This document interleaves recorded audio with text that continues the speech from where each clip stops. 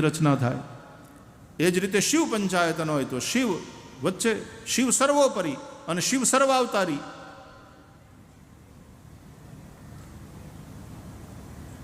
શિવપુરાણ વાંચો એટલે શિવજીના કેટલા અવતારોની કથા છે. આ બધા શિવજીના અવતારો છે, શિવ અવતારી છે. કૃષ્ણ પરમાત્મા ભાગવત વાંચો તો આ બધા અવતારોની કથા, 24 અવતારોની કથા. અને એમાં વૈષ્ણવો એમ કહે કે કૃષ્ણ અવતાર નથી, કૃષ્ણ અવતારી છે.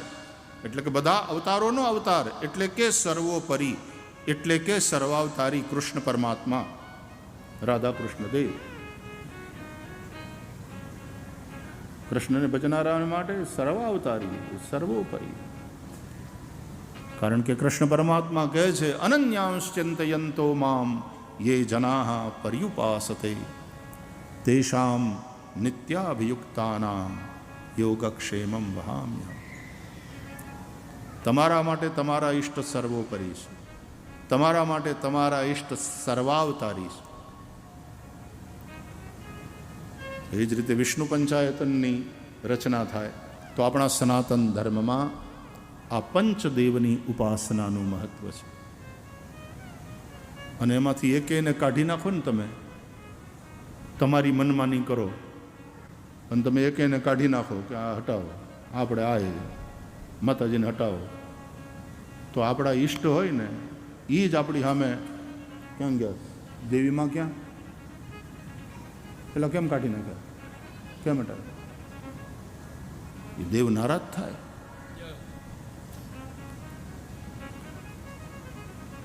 સહજાનંદ સ્વામી મહારાજની કેટલી સમજદારીપૂર્ણ અને ઉદારતાપૂર્ણ વિચારધારા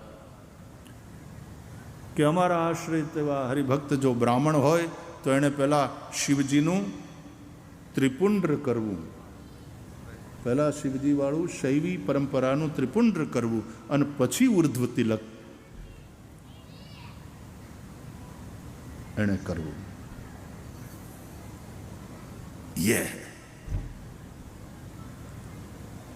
આપણા મહાપુરુષો પ્રત્યે વફાદાર રહી, એમની વાણી એના પ્રત્યે વફાદાર રહી અને આપણે સાધના કરવાની છે, શ્રદ્ધા રાખવાની છે.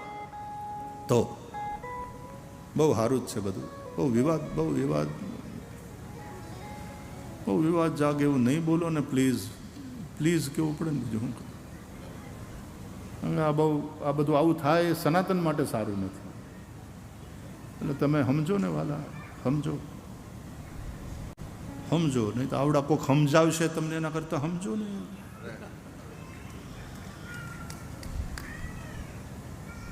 સમજો.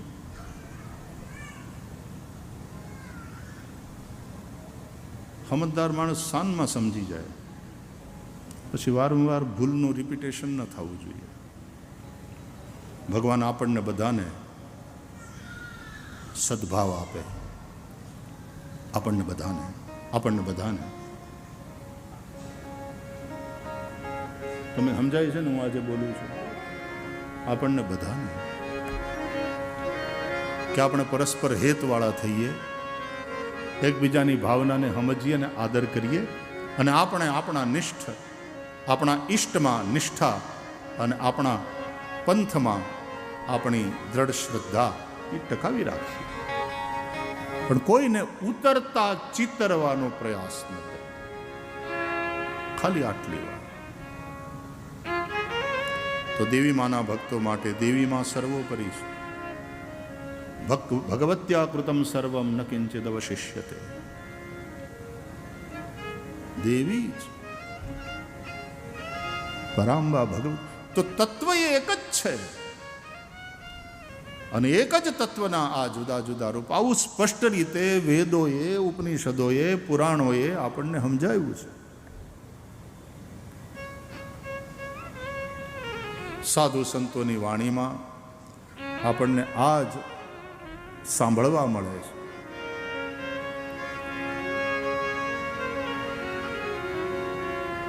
શું કર્યું આ જમવામાં?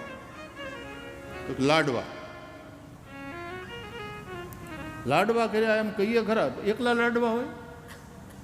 જમવા બેહો એટલે એકલા લાડવા? તો કેમ ભાઈ, અરે કંઈ દાળ ભાત શાક પૂરી એવું કંઈ નથી? તો ના, તમને કીધું તો ખરું, લાડવા. અનન્ય ભાવથી આપણે તો લાડવા એટલે લાડવા, લાડવાનું જ ભોજન કરવું. ચર્ચા થાય ત્યારે કે ભાઈ હું કહેશું, પહેલા દિવસે કથામાં બાપુ પહેલા દિવસ શું રાખશું? લાડવા. પછી એકલા લાડવા જ હોય. અરે સપોર્ટિંગ હોય ને બધું ફૂડ, તો દાળે હોય, પૂરી હોય, શાક હોય, ભાત હોય. પણ શું કર્યું તો કે લાડવા, કે બુંદીના લાડવા કર્યા, ચૂરમાના લાડવા કર્યા, કળિયા લાડવા કર્યા. કે શું આપવું છે લગ્નમાં આપણે? તો જલેબી. પણ જલેબી એટલે એની સાથે પછી હોય એમ, એ જલેબી તો મુખ્ય, લાડવા મુખ્ય, પણ એની હારે બધું હોય એટલે બીજાને હટાવવા નહીં. એ એકલું ગળ્યું ખાવ તોય મોઢું ભાંગી જાય, આપણી ભાષામાં મોઢું ભાંગી જાય. તો લાડવાની મજા આવવી જોઈએ ને.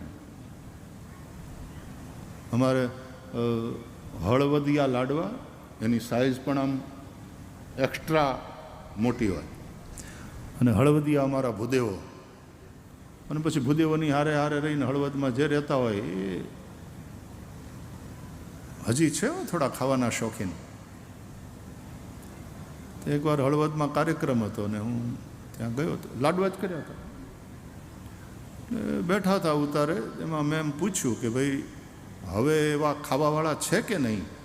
કે એ ભૂતકાળની વાત થઈ ગઈ. મને કે ના, થોડા છે પણ છે ખરા હજી. મેં કીધું કેટલાક ખાય? 5-7 ખાઈ જાય? મને કે 5-7 20 લાડવા ખાઈ જાય? ના હોય. અરે મને કે હોય. એટલે તરત બીજો ભાઈ બેઠો હતો ને, કે જાતો એલા તું મોટરસાઇકલ લઈને, બાઇક લઈને જા. એણે નામ લીધું એક ભાઈનું, એને બોલાયા. અને બીજાને કીધું કે તું બાઇક લઈને જા અને ત્યાંથી રહોડેથી લાડવા લઈ આવે. તો એ ડોલ ભરીને લાડવા લઈ આવે. અને ઓલો બીજો બાઇકવાળો ગયો હતો ને, એ જે ભાઈને બોલાવવાના હતા, ડેમોન્સ્ટ્રેશન કરવાનું હતું, તો એને બાઇક ઉપર કે હાલો તમને બોલાવે ભાઈશ્રીના ઉતારે. શું કામ છે? તો કંઈક ખાવાની વાત હાલતી હતી. એ આવ્યા. હવે જમીન ઊભા થયા હતા ત્યાં પંગતમાં, પણ એને બોલાવ્યા એટલે તરત આવ્યા બાઇક ઉપર આવીને જય શ્રી કૃષ્ણ કર્યા, પ્રણામ કર્યા. એને કહેવામાં આવ્યું કે ભાઈ ભાઈશ્રીની યારે વાત હાલતી હતી, હજી ખાવાવાળા બહાદુરો પડ્યા છે એટલે તમને યાદ કર્યા અને તને બોલાવવા માણે મોકલ્યો. એટલે તારે હવે જરાક લાડવા આરોગવાના છે ભાઈશ્રીની સામે. અરે મેં કીધું નહીં ભાઈ તને એ ઓલો કહે પાછું, હું તો ભાઈ જમીને આવ્યો, જરાક વધારે જમાઈ ગયું. પાછો કે જમીને આવ્યો. હવે જે ખાતા હોય ને પાછા બધા આગ્રહ કરે ને કે લે લે લે મારા હમ એક. એ કે જરા હરખું જમાઈ ગયું છે. તો એ કે હું કરત પણ હવે એ કે જમીને આવ્યો. ત્યાં ઓલો કે અરે એમ કાંઈ હોય આપણી આબરૂ જાય, તારું ખાસ નામ લઈને તને બોલાવ્યું હોય ભાઈશ્રીની સામે, તારે જો લાડવાએ મગાવી લીધા ડોલ ભરીને. તો બહુ કીધું ને એને 2-3 વાર, તો કે તો લાવો લ્યો એમ કરીને બેસી ગયો. એટલે મને એમ થયું કે હવે આ જમીને આવ્યો છે, પાછું એમ કહે છે કે જરા હરખું જમાણું છે, તો કેટલા ખાશે વધીને? તો પાછો કે ભાઈ એકલા લાડવા નહીં, દાળ એક વાટકો ભરીને દાળ લાવજો. જો લાડવા ભટ્ટ, લાડુ ભટ્ટ ચેમ્પિયન, એને લાડુ ખાવામાં ચેમ્પિયનશિપ લીધે, પણ દાળ જોઈએ એમ માતાજીને કાઢી ન મેલાય, દાળ જોઈએ. બેઠો મારી સામે 12 લાડવા ખાધા. લાડવા ખાતો જાય અને ઓલા દાળમાંથી આમ લઈ થોડું વાતું થતી જાય, આનંદ થતો જતો હતો, ઓલો ખાતો જતો હતો. પછી જમીને આવ્યો તો, હારીપટ જમીને આવ્યો તો, 12 લાડવા ખાધા પછી મને અહક થવા માંડ્યું એને જોઈને. એટલે મેં એમ કીધું કે ભાઈ, પેલા ભાઈને કીધું કે હું માની ગયો કે ખરેખર ખાઈ શકે. મને કે નહીં નહીં નહીં. એટલે મેં કીધું એને ખાવું હોય તો ભલે, પણ હું મને કે નહીં, હજી ખાશે. કેમ? તો એ કે તમે બહુ કહેતા હોય તો ખાઓ. તે એણે ચાલુ રાખ્યું. અરે હામે 15-17 લાડવા ખાધા એણે. પણ બોલ્યો શું? અરે દાળ જોહે.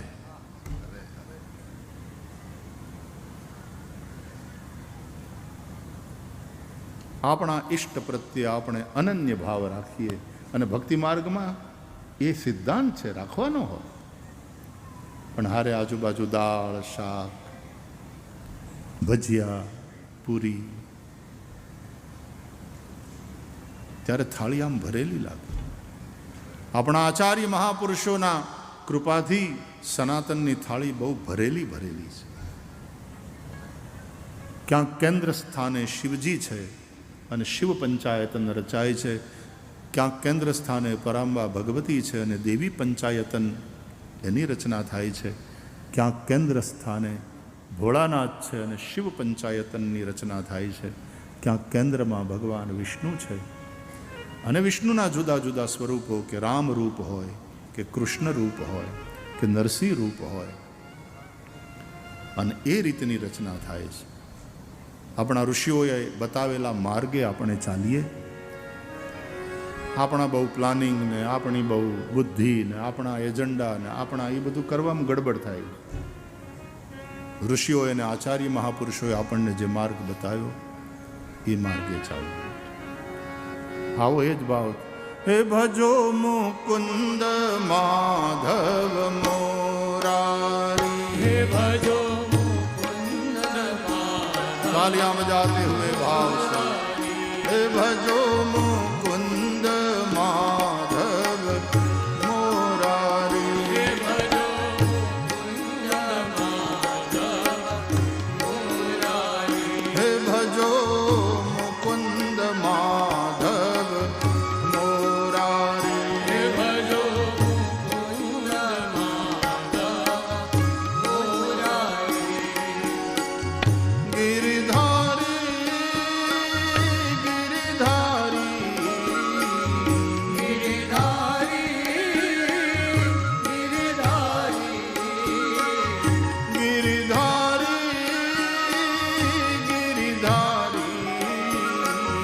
गिरिधारी ગિરિધારી हे भजो मुकुंद माधव मोरारी. હે ભજો મુકુંદ માધવ મોરારી, हे भजो मुकुंद माधव मोरारी. હે ભજો મુકુંદ માધવ મોરારી, हे गाओ गोविंद गोपाल गिरधारी.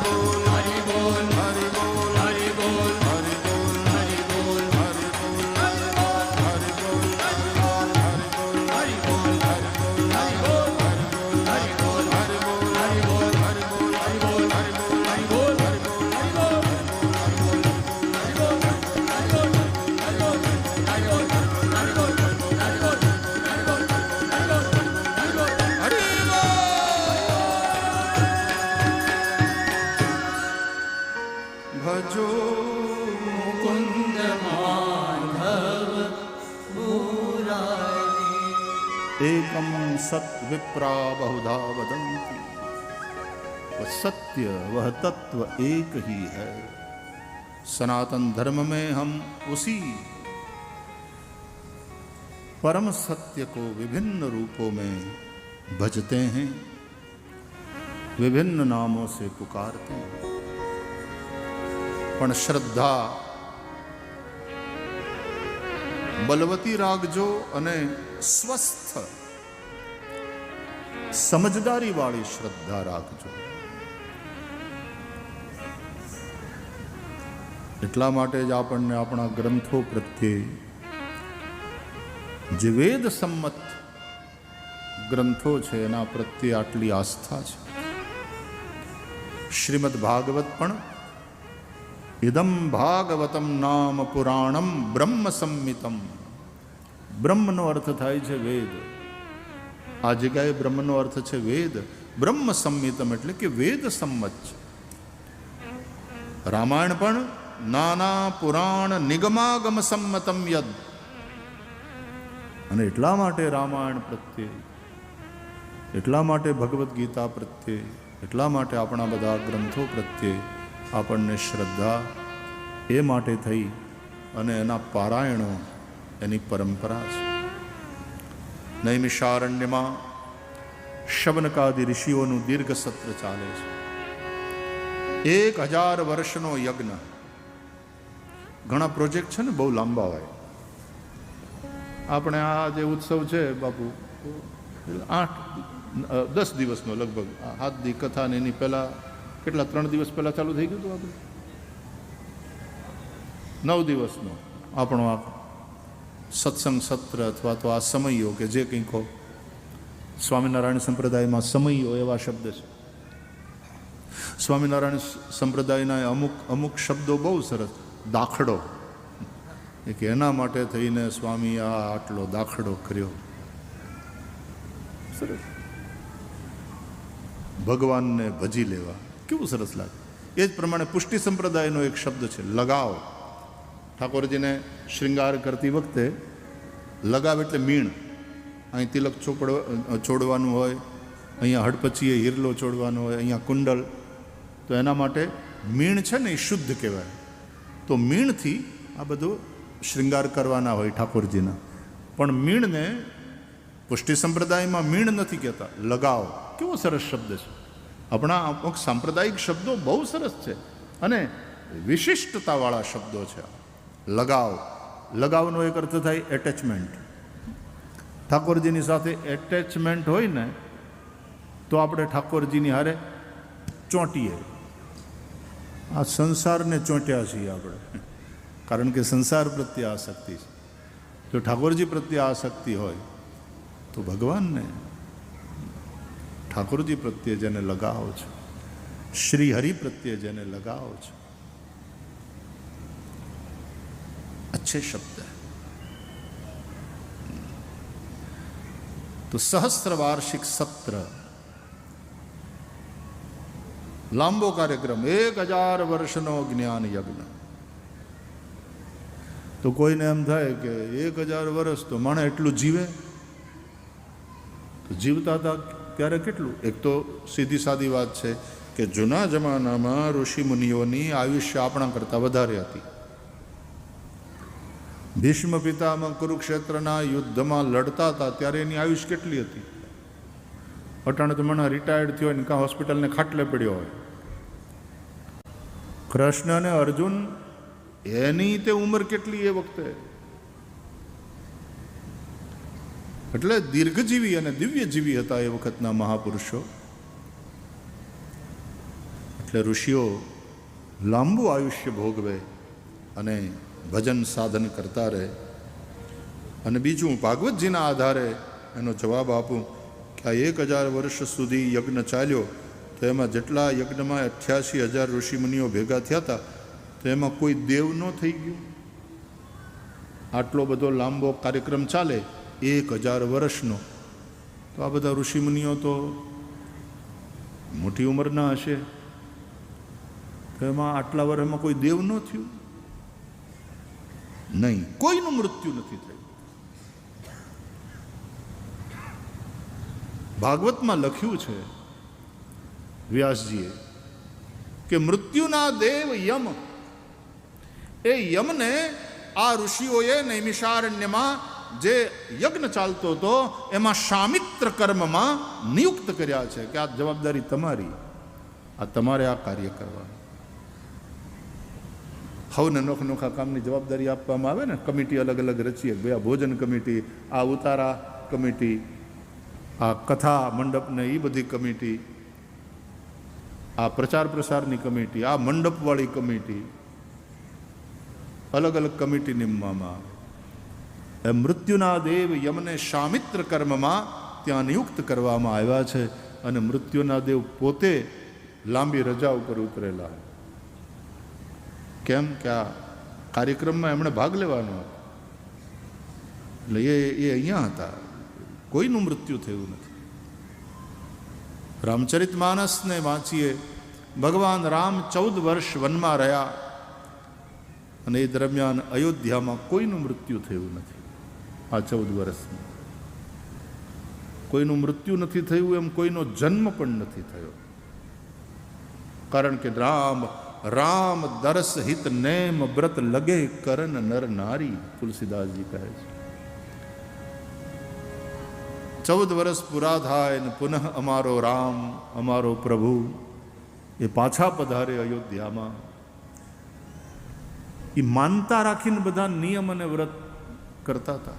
આપણે માનતા લઈએ ને એમ આવા ભાવથી, આવા સંકલ્પથી લગે કરન નર નારી, નેમ વ્રત એનું પાલન કરતા હતા. અને એટલા માટે આ 14 વર્ષમાં કોઈનો જન્મ પણ નથી, એ 14 વર્ષમાં કોઈનું મૃત્યુ પણ નથી. ભગવાનની પાદુકાને લઈ આવ્યા છે ભરતજી. એ બે પાદુકાના રૂપે જાણે સીતારામજીને જ લઈ આવ્યા છે અને પાદુકાનું સ્થાપન કર્યું છે ભરતજીએ. તુલસીદાસજી લખ્યું છે, એમ લાગ્યું કે જાણે બે રક્ષક ભગવાને આપ્યા બે પાદુકાના રૂપમાં. એણે રક્ષા કરી છે અયોધ્યાની, એણે રક્ષા કરી છે અયોધ્યાના એક એક જીવોની. કોઈનું મૃત્યુ થયું નથી, કોઈનો જન્મ પણ થયો નથી. તો 1000 વર્ષનો યજ્ઞ, આ ઉપક્રમ, અને એમાં રોજ સવારે યજ્ઞ થાય, આહુતિઓ અપાય. યજ્ઞના ધુમાડાથી નૈમિષારણ્યનું આખું વાતાવરણ પવિત્ર અને સુગંધિત. બપોરના ભાગમાં કંદમૂલ ફલ ભોજન, અને પછી અપરાહ્ન સમયમાં એટલે કે બપોર પછીના ભાગમાં કથા સાંભળે છે. દરેક યજ્ઞ સાથે સત્સંગ કથાને જોડવાની પરંપરા છે આપણી. કોઈ પણ સત્કર્મ હોય એની સાથે સત્સંગ અનિવાર્ય. તમે તીર્થયાત્રા કરવા જાઓ ને તો તીર્થમાં રહી અને ભજન કરનારા સાધુ સંતોને મળો, સત્સંગ કરો, નહીં તો તીર્થયાત્રા તમારી અધૂરી. તમે તીર્થમાં જઈ સ્નાન કરો, તીર્થ દેવતાઓનું દર્શન કરો, તીર્થમાં જઈને તમે દાન કરો, એ બધું તો જરૂરી છે જ. પણ જો તમે તીર્થમાં જઈને સત્સંગ ન કર્યો તો તીર્થયાત્રા અધૂરી. વિદુરજી તીર્થયાત્રા કરવા નીકળ્યા અને એમાં વિદુરજીએ શ્રી ગંગાજીના તટ ઉપર મૈત્રેયજીથી સત્સંગ કર્યો. દાઉજી મહારાજે પણ તીર્થયાત્રા કરી છે, બલભદ્રજી, એનું વર્ણન છે ભાગવતમાં. આખા ભારતની ઠેઠ દક્ષિણ સુધી ગયા છે દાઉજી. દક્ષિણ ભારતના તીર્થોની પણ યાત્રા કરી દાઉજી મહારાજ. અને એ પણ નૈમિષારણ્યમાં પધાર્યા છે દાઉજી. અને ત્યારે આ લોકોની પાછી કથા હાલતી હતી, યજ્ઞ ચાલતો હતો અને એ યજ્ઞમાં દાઉજી પધાર્યા છે. ભાગવતના 10મ સ્કંધના ઉત્તરાર્ધમાં કથા છે કે દાઉજી દ્વારા પછી જે રીતે સૂતનો શિરચ્છેદ થાય છે અને પછી એ સૂતના દીકરા એને આશીર્વાદ આપીને કથા સંભળાવવા માટે બેહાડે છે. આ બધી કથાઓ 10મ સ્કંદ ઉત્તરાર્ધમાં છે. તીર્થયાત્રા, એની સાથે પણ સત્સંગ જોડો. તમે સત્યનારાયણની પૂજા રાખો છો ઘરે, તો સત્યનારાયણની પૂજા બ્રાહ્મણ પહેલાં કરાવે અને પછી બ્રાહ્મણ દેવતા 5 અધ્યાયની સત્યનારાયણની કથા સંભળાવે છે કે નહીં? એ સત્સંગ. આપણે આ પ્રતિષ્ઠા કર્મ થયું, પુનઃ પ્રતિષ્ઠા, એ સત્કર્મ, પણ એની સાથે પછી 7 દિવસની આ કથા જોડી, સત્સંગ. દરેક સત્કર્મ સાથે સત્સંગ જરૂરી છે. તો અપરાહ્ન સત્રમાં એટલે કે બપોર પછીના ભાગમાં કથા થાય છે. 88,000 ઋષિઓ એની સભા નૈમિષારણ્ય અને જંગલના ઝાડવાની છાયામાં બધા બેઠા છે. આજુબાજુ યજ્ઞ વેદિકાઓમાંથી હજી પણ થોડો થોડો ધુમાડો ઉઠે છે. વાતાવરણ પવિત્ર છે, સુગંધી છે. અને એક ઝાડની નીચે, સામાન્ય રીતે આપણે ત્યાં રામકથાની પણ વાત કરીએ ને તો એ વડલાના ઝાડની નીચે થાય. યાજ્ઞવલ્ક્ય ઋષિ મુનિ ભરદ્વાજજીને કથા સંભળાવે છે પ્રયાગમાં, એ પણ વડલાની નીચે, અક્ષયવટની નીચે. ભગવાન શિવ કથા સંભળાવે છે પાર્વતીજીને કૈલાસના ગિરિશિખર ઉપર, એ પણ વટવૃક્ષ નીચે. કાકભૂષુંડીજી કથા સંભળાવે છે, પક્ષીઓની સભા છે, ગરુડજી બેઠા છે, એ પણ વટવૃક્ષની નીચે. વડલાની નીચે બેસીને કથા કેમ? રામચરિતમાનસ અનુસાર વડલો વિશ્વાસનું પ્રતીક છે. બટુ વિશ્વાસ અચલ નિજ ધર્મા, તીરથ રાજ સમાજ સુકર્મા. વડલો વિશ્વાસનું પ્રતીક.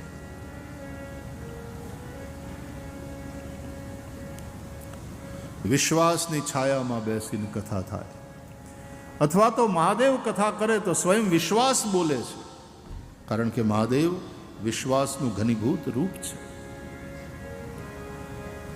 પાર્વતી સાંભળે છે, એનો મતલબ શ્રદ્ધા સાંભળે છે.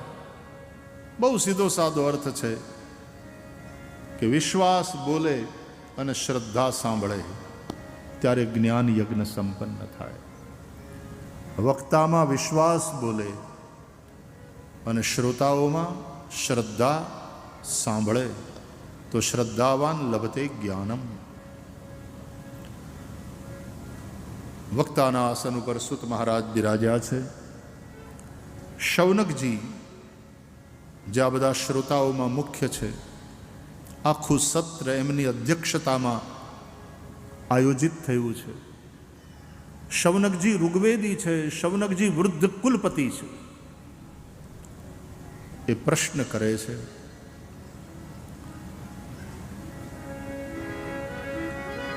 અજ્ઞાનધ્વાંત વિધ્વંસ કોટિ સૂર્ય સમપ્રભ, હે સૂત આખ્યાહિ કથા સારમ, સૂતાખ્યાહિ કથા સારમ મમ કર્ણ રસાયનમ. સંબોધન જુઓ, વક્તા પ્રત્યેનો આદર જુઓ, વક્તા પ્રત્યેનો ભાવ જુઓ કે અજ્ઞાન અંધકારને સમાપ્ત કરવામાં હે કરોડો સૂર્ય સમાન સુત મહારાજ. એક સૂર્ય હોય અડધી ધરતીને અજવાળે. અડધીમાં દિવસ હોય, અડધીમાં રાત. પણ સદગુરુ તો કરોડો સૂર્ય સમાન છે. અજ્ઞાનતિમિરાંધસ્ય જ્ઞાનાંજન શલાકયા. સદગુરુ અજવાળા કરે. સદગુરુ કરોડો સૂર્ય સમાન છે. હે સૂત આખ્યાહી કથા સારમ, અમને કથા સાર કહો. ભાગવત કથા નથી, બધી કથાઓનો સાર છે. વેદોપનિષદામ સારાત જાતા ભાગવતી કથા. વેદો અને ઉપનિષદોના સારમાંથી આ ભાગવત કથા પ્રગટ થઈ છે. મહારાજ વૈષ્ણવ માયા મોહથી કઈ રીતે છૂટે, ભક્તિ જ્ઞાન અને વૈરાગ્યથી પ્રાપ્ત થયેલો વિવેક કઈ રીતે વધે,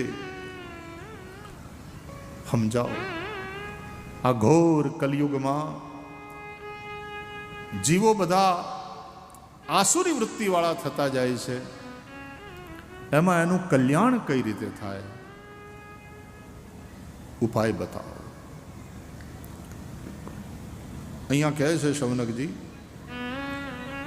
કે કામધેનુ જેની ગૌશાળામાં બાંધી હોય ને એની કોઈ કામના અધૂરી ના હોય. ચિંતામણી જેની પાસે હોય એ જે ચિંતન કરે એને મળે. અને કલ્પવૃક્ષની નીચે બેઠેલો માણસ કોઈથી દરિદ્ર ન રહે. આપણી જૂની સંતવાણી, દેશી સંતવાણીમાં કલ્પવૃક્ષ નીચે કોઈ